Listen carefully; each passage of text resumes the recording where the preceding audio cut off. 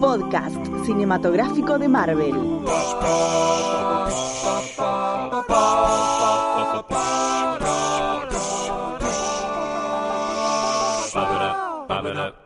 Germán Dima es doctor en ciencias físicas, licenciado en ciencias físicas y docente.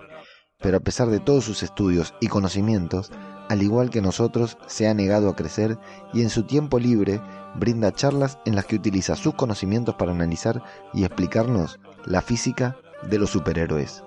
En esta ocasión hemos consultado a nuestro querido amigo para que nos explique cómo podría haber sido la creación de el increíble Hulk en la vida real.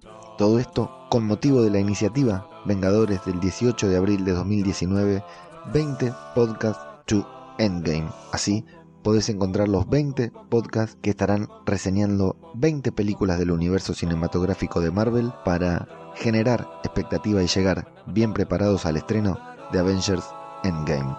Escuchemos a Germán.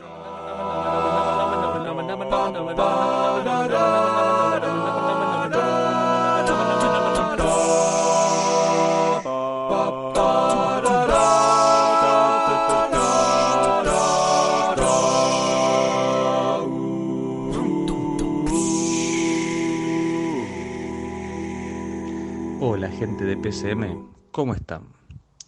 Ante la pregunta ¿cómo se vincula la radiación gamma con el origen del increíble Hulk? Uno puede tratar de responderla en términos de materia histórica, es decir, tratar de ver cómo fueron desarrollándose los eventos en la historia de la humanidad que pueden haber servido de inspiración para la creación de este personaje. Y esta historia puede nacer en 1900, con Marie Curie descubriendo un nuevo elemento que es el radio. En ese momento, las propiedades del radio que habían clasificado no eran muchas. Había una cosa bastante sorprendente acerca de este nuevo elemento, y es que emitía mucha energía, ¿sí? Mucho más activo se lo llama que los demás elementos. De ahí viene la palabra radioactivo, indicando justamente estos picos de comportamiento extraño. 10 años más adelante, 1910, se empieza a investigar acerca de esta forma que tienen estos materiales, estos elementos, para emitir energía. En ese momento se conocían lo que ahora conocemos como partículas alfa y partículas beta, que en ese momento se llamaban rayos alfa y rayos beta. La diferencia entre estos dos rayos, si lo ponemos en términos de la época, es que las fuentes quienes emiten los rayos alfa, uno pone un papel y ya se escuda de los mismos. Los rayos beta son un poco más energéticos y si uno pone un papel directamente los atraviesan, pero con un poquito de film de aluminio ya se bloquean. Lo extraño que tenía este nuevo elemento, el radio, es que en su actividad lanzaba una suerte de rayos, mejor dicho partículas, totalmente invisibles a los ojos, que penetraban tanto el papel como el aluminio. Apenas se detenían bajo una barrera de plomo. Siguiendo esta tónica de nombrar con letras griegas a los rayos de mayor energía, se les llamó rayos gamma. Y con eso fue la primera vinculación entre este material nuevo, el radio, y los rayos gamma. Nuevamente, no estamos hablando de un rayo como una tormenta, estamos hablando de emisión, ahora sabemos que son de partículas, emisión de energía que no se pueden ver. Para 1920, 20 años más adelante de la historia que estamos contando, se intentaba dar algún uso a esta cantidad de energía que tiraba el radio, que era invisible. Y entonces se lo empieza a mezclar con otro elemento de la tabla periódica, que es el fósforo. Cuando el fósforo uno le pone un poquito de energía, brilla automáticamente. Entonces dijeron, bueno, si mezclamos fósforo con radio, ¿qué pasa? Y al mezclarlo se dieron cuenta que el fósforo brillaba enormemente, como si fuese una lámpara con brillo, pero sin pilas. Exactamente como los objetos que brillan en la oscuridad, salvo que no hace falta cargarlos y salvo que no hace falta estar en completa oscuridad. Obviamente, ¿qué ocurría ahí? El radio emitía rayos gamma invisibles, los cuales golpeaban, entre comillas, al fósforo y lo hacían brillar. Como el radio emite mucha energía, el fósforo brillaba con todo su esplendor. Y si ven, hay diferentes colores en los cuales puede brillar el fósforo.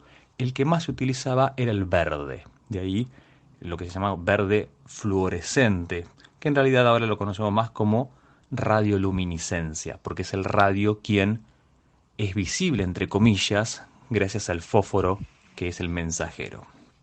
Pero ¿qué hacer con esta mezcla? Es entonces para cuando en 1920, también este año, se crea una nueva pintura llamada Undark, que vendría a llamarse como no oscuro, en el cual era pintura mezclada con fósforo y mezclada con radio. Estamos hablando de una época en la cual no se sabía los peligros de la radioactividad, lo estoy hablando cronológicamente. ¿Y para qué usar esta pintura con este verde que brillaba solo, sin necesidad de ningún tipo de alimentación?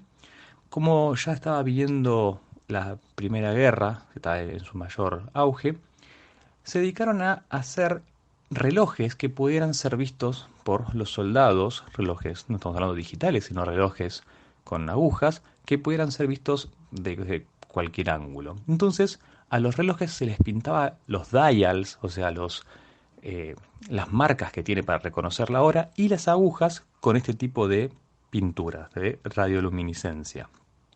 Esto empezó a hacerse masivo, la gente empezó a comprarlos también, por lo cual esta fábrica que tenía esta pintura Undark empezó a contratar más gente, principalmente mujeres, a las cuales se les sugería que para tener un trazo más fino de estas marcas verdes, que ahora conocemos como verdes radioactivos, les decían que podían chupar los pinceles para tener trazos más agudos.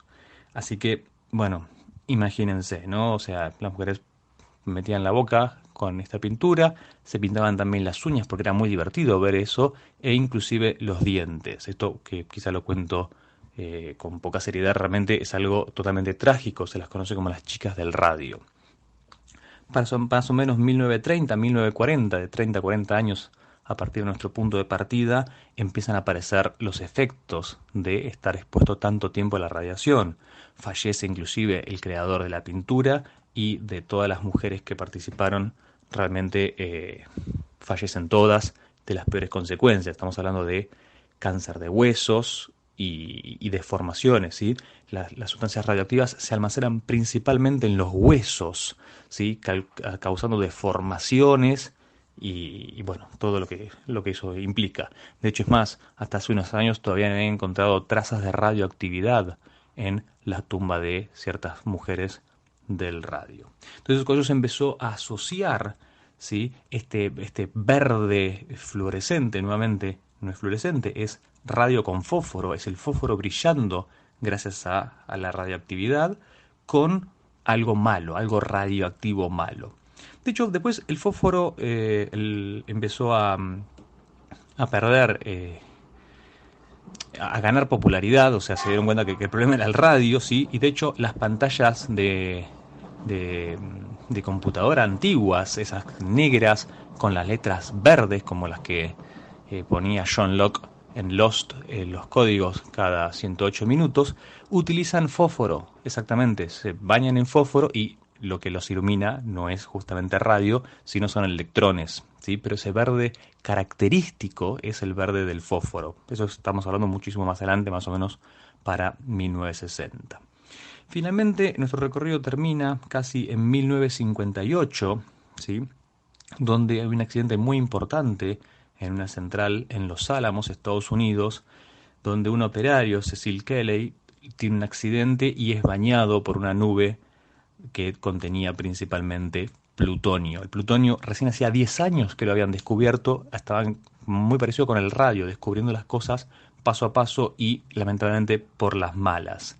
Este señor empezó a tener convulsiones, enseguida después de eso trajeron los detectores que más consideraban pertinentes, que eran los detectores de rayos alfa y de rayos beta, no encontraron nada y dijeron, bueno, ya que estamos, traigámosle los rayos gamma, que son los que acabamos de descubrir, y los índices pasaban cualquier escala. Si este buen hombre fallece a las 35 horas, porque nuevamente es tanta la energía que tira el plutonio, que también es un material radioactivo, que emite radiación gamma, que, como dijimos recién, que no solamente atraviesa el papel, atraviesa el aluminio, sino al atravesarte a vos, literalmente va rompiendo cadenas de ADN, va haciendo daño a las células, y por eso es el daño de interior.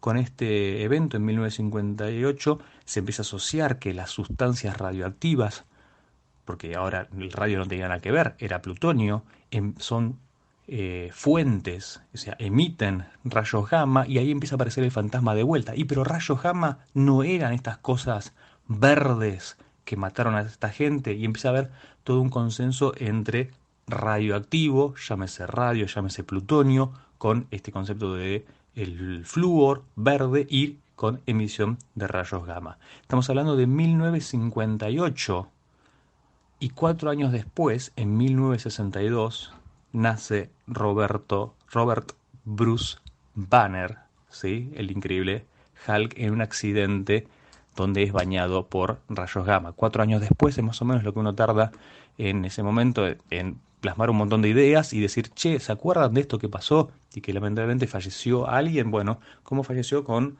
rayos gamma. Bueno, ¿y qué pasaría si le hubiese dado superpoderes?